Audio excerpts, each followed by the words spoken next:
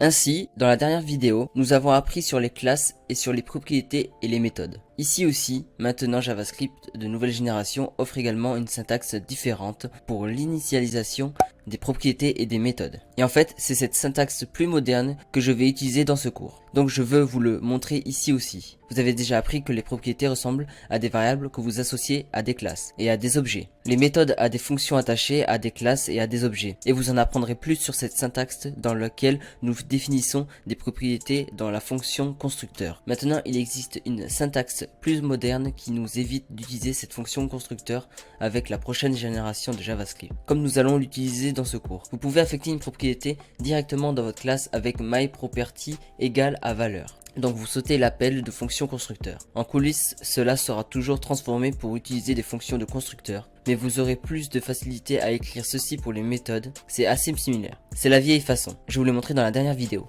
Maintenant, la méthode JavaScript de la prochaine génération consiste à utiliser la syntaxe de gauche où vous définissez une propriété. Imaginez simplement une méthode comme une propriété qui stocke une fonction sous forme de valeur et vous vous retrouvez.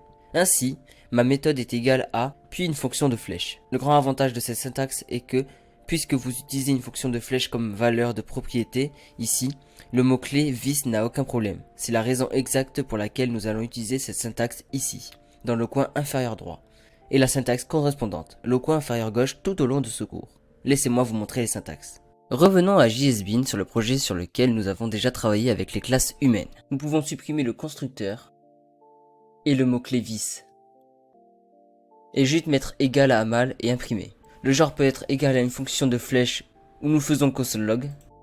Le sexe utilise toujours le mot-clé vis ici lorsque nous contactons la propriété.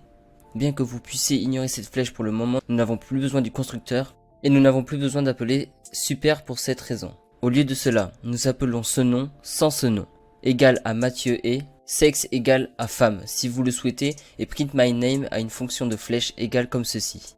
Maintenant, si vous effacez ceci et exécutez ceci, vous obtiendrez une erreur car il ne reconnaît pas la syntaxe dont vous avez réellement besoin pour aller au menu déroulant, où il est indiqué JavaScript et choisissez ES6.